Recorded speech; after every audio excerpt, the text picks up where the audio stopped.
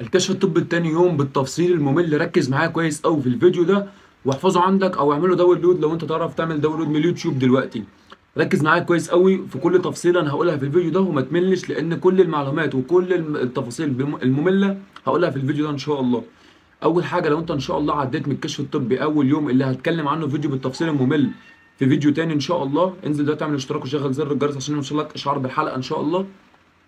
لو انت نجحت في الكشف الطبي الاول يوم، ولو كان اليوم اللي هو اول يوم ده كان يوم اربع، هتيجي تاني يوم يوم السبت، لان الخميس والجمعه في الكوميسيون الطبي للقوات المسلحه بيبقى اجازه.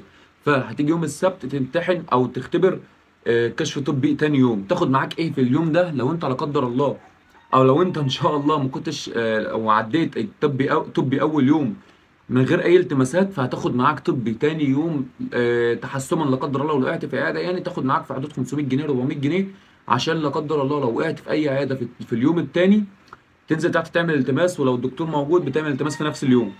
اسف على صوت الديك ده بقى.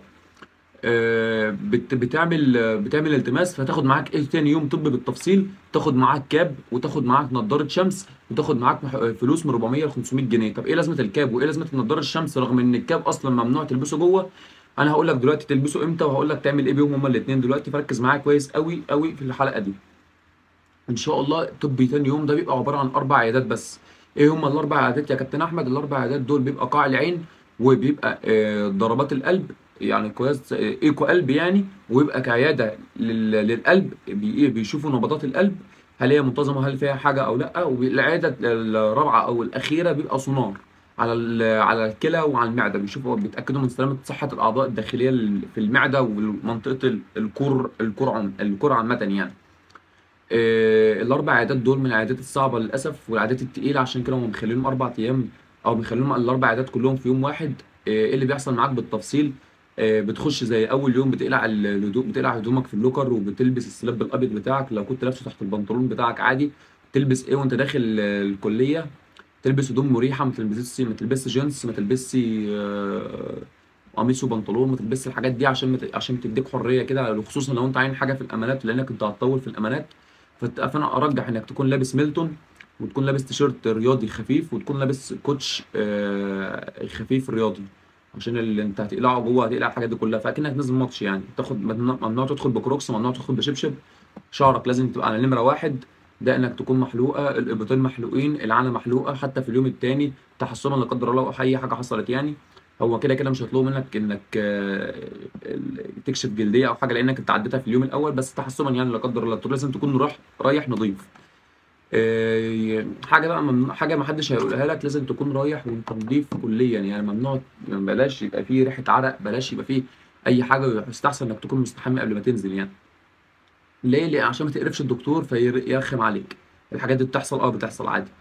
فبص اللي هيحصل معاك بالظبط بقى في العيادات، انت هتكون قلعت خلاص، هتروح للدليل بتاعك او القائد بتاعك اللي ممكن يكون هو اللي كان مسكه اليوم الاول، او ممكن يكون لا، سواء طالب في الكليه الحربيه او حتى عسكري او حتى ضابط او ايا كان اللي ماسكه هو القائد بتاعك. لازم تكون معاه بالظبط، ما تفرقوش لحظه، او ما تفرقش المجموعه بتاعتك لحظه، تحفظ منهم واحد ولا اتنين، عشان لا قدر الله لو وقعت او اتلخبطت او رحت الحمام وجيت وما لقيتهمش ولا حاجه، ممكن تخش في عياده تانيه.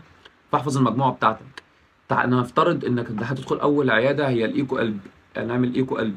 ايكو قلب ده عباره عن ايه؟ ايكو قلب ده عباره عن انك بتنام بتسترخي خالص، ما تشدش اعصابك، ما تتوترش، ما تعملش اي مجهود، ما تعملش اي حاجه، عشان ضربات القلب ما تعلاش وما تقلش، ما تبقاش فيها توتر يعني.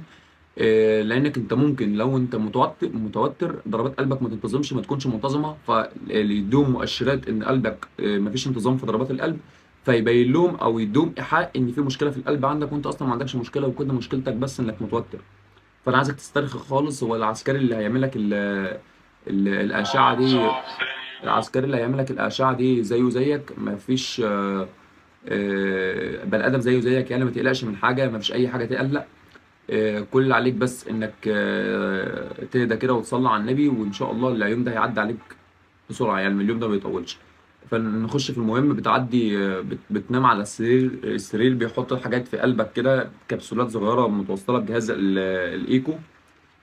بعد كده بتطلع بره، وبعد كده بيطلع لك ورقه مستطيله كده. الورقه المستطيله دي بتتدبس في الملف الطبي بتاعك، عشان يبقى تروح للدكتور في الاخر يعني، ويقول لهم ويقول لهم ضربات قلب منتظمه او لا. دي عياده ايكو قلب بتخلص في ثانيه الا ثانيه، ما بتطولش خالص. بعد كده بتقوم خارج منها وتقوم داخل في عياده، مثلا نفترض اللي هي عياده السونار. بتنام برضو على السرير شезлونج كده، بتنام عليه، بيقوم ده الدكتور بيدهن كريم، بيدهن كريم كريم كده على على المعده، جل، بيدهن جل على المعده عشان الجهاز او جهاز السونار ما يحفش في المعده، لا عشان يبقى سلس كده.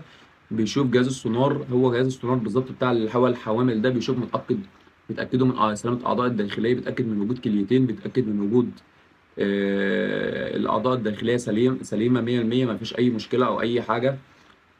بتخلص وبتقوم. ده كده كده عيادتين من الاربعه.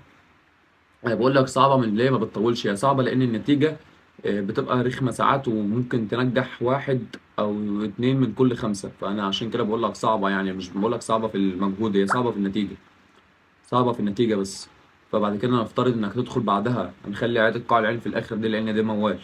فنفترض انك تدخل بعدها، لان العيادات اصلا مش بتبقى بالترتيب يا شباب، العيادات بتبقى عشوائيه كده، الفاضي بتخش فيه مع القائد بتاعك. نفترض انك هتدخل بعدها مثلا عياده القلب. بتبقى واقفين طابور، والدكتور بيبقى ماسك سماعه بيشوف نبضات قلبك منتظمه، بيقعد مع كل واحد 30 40 ثانيه كده. وبعدها بتمشوا خلاص عادي. لو العياده دي كده خلصت، نيجي للعياده الصعبه بقى، هي عياده قاع العين. العياده دي من العيادات التقيله جدا، والعياده دي انت لازم تجهز لها. قبل ما تخشها بتجهز لها ازاي؟ بيمر عليكوا اتنين عساكر من من طب القوات المسلحه، يبقوا لابسين بلطو، بيهدوكوا اطرف كل عين، نقطه اطرف كل عين. وظيفه القطره دي ايه؟ وظيفه القطره دي انها بتوسع بؤره العين، بتوسع بؤره العين. انت لانك انت هتاخدها من هنا مش هتشوف اي حاجه بعد حوالي 10 دقائق ربع ساعه، مش هتشوف اي حاجه. مش هتشوف اي حاجه خالص. انا افتكر وانا كنت بقدم زمان يعني، كنت خارج من باب الكليه، الحمد لله كنت عديت يعني، الحمد لله طبعا. كنت خارج من باب الكليه، فالتاكسي كان هيشوطني، عسكري هو اللي لحقني. فانا ما كنتش شايف اي حاجه، ما كنتش شايف التاكسي اصلا، كنت شايفه جاي بس شايفه جاي من اتجاه تاني يعني، مش شايفه جاي من الخط بتاعه، شايفه جاي من اتجاه تاني خالص، ما كنتش شايفه خالص يعني. فانا كنت قلت لك في بدايه الفيديو انك تاخد معاك كاب ونضاره. هتاخد القطره دي لانه هيديها لك تاني قبل ما تخش العياده. هتاخد القطره دي بعد كده تقوم هتقعدوا في انا لما افتكرت القطره عينيا وجعتني. هتاخد القطره دي بعد كده تقعدوا كده في كراسي. الكراسي دي للاسف ما فيهاش مظله، بتبقى في حوش كده بين اربع جدران.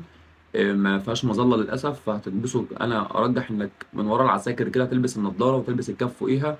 يعني تلبس النضاره كده وتقوم حاطط الكف فوقيها، ما تحطش الكاب على شعرك، لا تحط الكف فوقيها كمان بحيث انك تعتم الدنيا خالص. لان النضاره دي القطره دي هتاذيك جدا جدا يعني.